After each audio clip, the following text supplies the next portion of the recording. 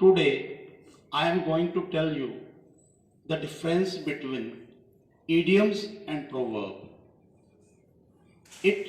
When I was studying in school, I used to be confused between idiom and proverbs. And I know most of the students remain confused between idioms and proverbs.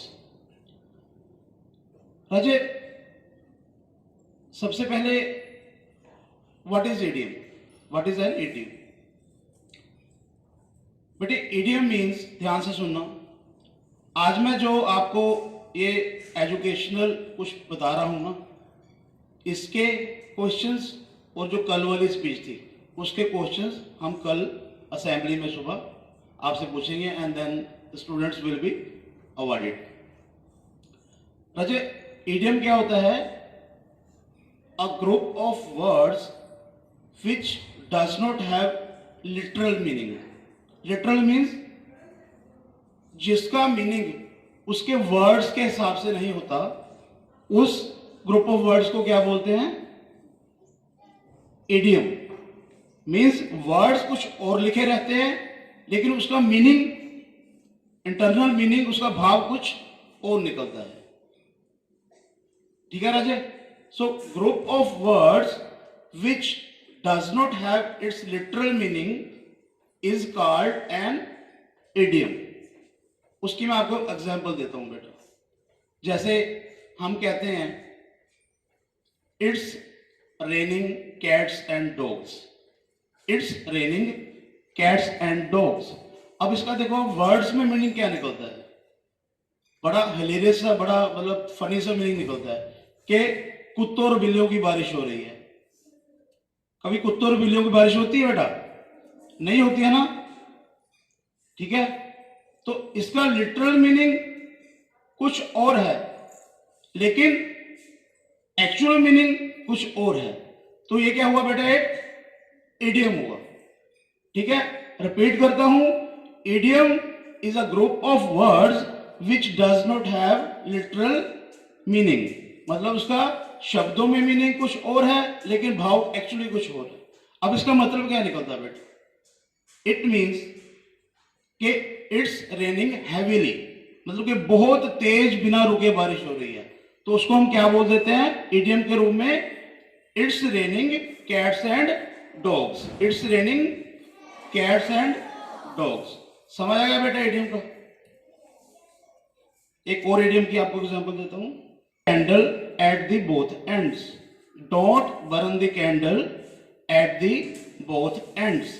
इसका मतलब क्या है कि कभी भी candle को दोनों side से मत जलाओ. अब इसका देखो लिटरल मीनिंग कुछ और है लेकिन अब एक्चुअल मीनिंग क्या है कि नेवर वेस्ट योर मनी.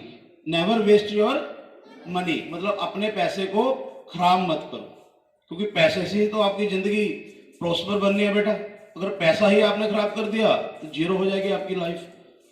ठीक है, तो don't burn the candle at both ends. तो ये क्या हुआ बेटा? इडियम्स. देखो इसका लिटरल मीनिंग कुछ और है बट एक्चुअल मीनिंग कुछ और है. राइट बेटा? अभी हम बताएंगे व्हाट इज प्रोवर्ब. अब प्रोवर्ब क्या होता है? देखो डिफरेंस है बट हमें नॉर्मली पता नहीं होता. अगर 5 इडियम्स लिखे रहे, 5 प्रोवर्ब्स लिखे रहे, बहुत कम स्टूडेंट उसमें फर्क पहचान पाएंगे. बट उनको अगर डेफिनेशन पता है, उनको ये पता है कि एक्चुअली इडियम्स क्या होते हैं और प्रोवर्ब क्या होते हैं, तो वो पहचान पाएंगे. और इडियम्स के बारे में एक बात और है बेटा, जब भी आपके सामने कोई इडियम्स बोलता है, जब आप पढ़ते हो ना, आपको जल्दी जल्दी समझ में नहीं आता जब तक कि वो आपने कहीं यूज ना किया हो या किसी ने आपको समझाया ना हो, टीचर ने. अब आपको ये बात समझ नहीं आ रही ना, don't burn the candle at the both ends. आप कहोगे यार ऐसे तो मतलब ये निकल रहा है कि दोनों साइड से कैंडल को मत जलाओ, है ना. पर एक्चुअल मीनिंग क्या है? Don't waste your money. Never waste your money. So this is an idiom. This is an idiom.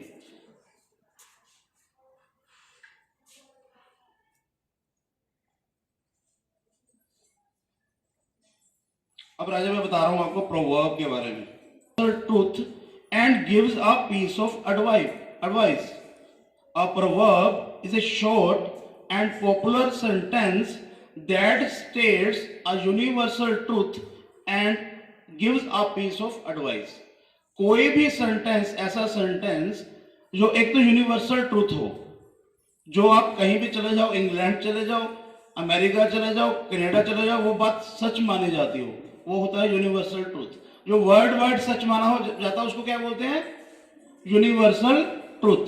कोई भी sentence which is universal truth as well as gives a piece of advice, और जो आपको एक सलाह भी दे उसको हम क्या बोलते हैं? Proverb. And the proverb has a literal और ए टेंडेंट मीनिंग। अब प्रोवर्ब में क्या होता है बेटा? प्रोवर्ब में जो वर्ड्स लिखे रहते हैं उसका वो मतलब भी होता है और उसके बीच में ही एक इंटेंडेंट मीनिंग भी होता है। इंटेंडेंट मतलब जो हमारी इंटेंशन है कि हम आपको क्या कुछ समझाना चाहते हैं, हमारा आपको टीचर कुछ समझाना चाहता है, ठीक है ना, तो वो जब प्रोवर्ब यूज करेगा ना तो उसका लिटरल मीनिंग भी होगा, जो वर्ड्स लिखे हैं उसका शाब्दिक मीनिंग भी होगा, कुछ जो लिखा है वही मीनिंग होगा, लेकिन उसके साथ साथ उसके अंदर एक इंटेंडेंट मीनिंग होगा। इंटेंडेंट मीनिंग भी जो किसी टीचर की, जब मेरी एक इंटेंशन है आपको समझाने की कि हम क्या समझाना चाहते हैं आपको, ठीक है ना। सपोज मैं आपको एग्जांपल देता हूं प्रोवर्ब की। All that glitters does not, all that glitters is not a gold, all that glitters is not a gold. हर चमकने वाली चीज सोना नहीं होती।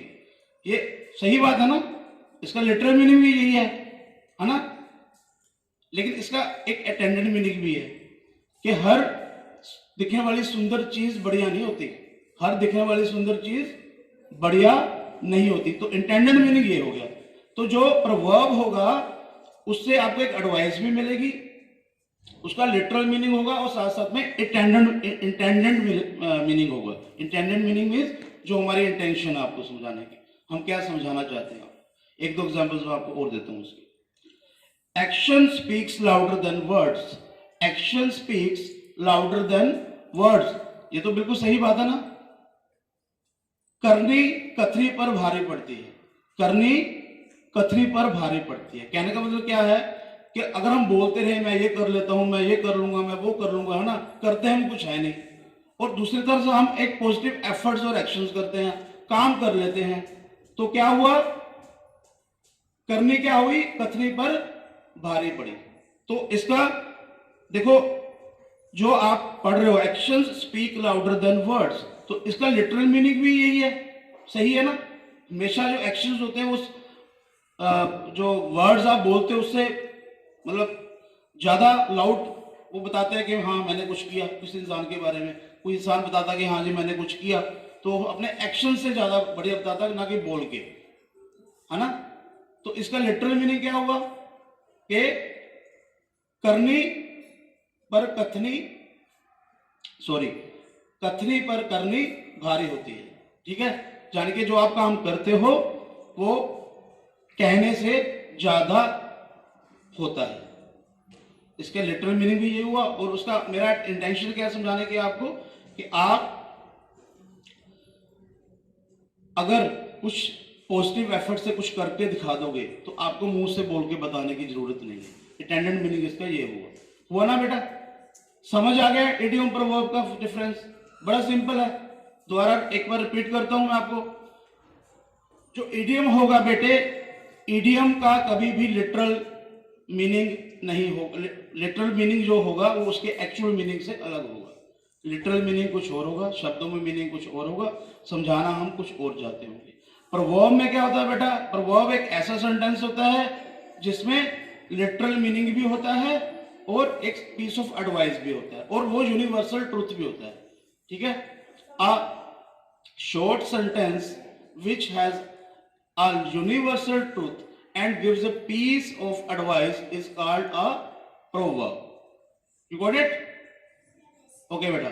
So dear English teachers, today at home you will choose some minimum 10 proverbs and the 10 idioms, and tomorrow you will make write on the notebooks of the children. Thank you very much.